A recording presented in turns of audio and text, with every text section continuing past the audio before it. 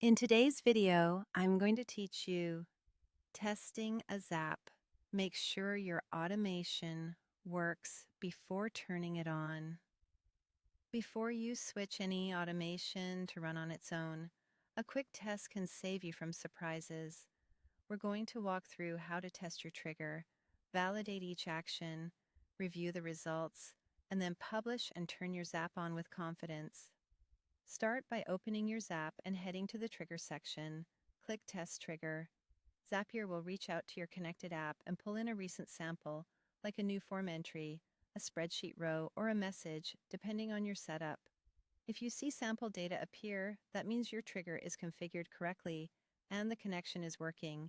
If nothing shows up, make sure your connected app actually has a recent item that matches your trigger conditions and confirm the account connection is active.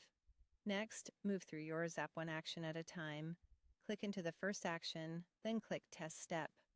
Zapier will run that action using the sample data from your trigger. Watch for a success message and look closely at the output. Do the values look correct?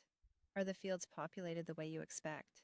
If you notice blanks or mismatched data, return to that action's field mapping and choose the correct variables from the trigger. Then test the action again.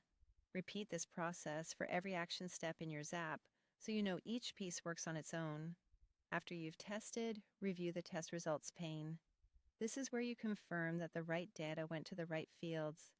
Then verify the outcome in the connected app itself. For example, check that an email was actually sent, a row was added to a sheet, or a message was posted in a channel. This real-world confirmation ensures the action didn't just simulate success, it truly completed as intended. When all steps test successfully, publish and turn your Zap on. Click Publish to save your latest changes, then switch the Zap to On. From now on, your automation will run automatically whenever the real trigger event occurs. If you make edits later, be sure to run these same tests again before republishing. Here's a quick example. Imagine the trigger is a new row in Google Sheets and the action is sending an email with Gmail. Test the trigger and confirm a sample row loads from your sheet.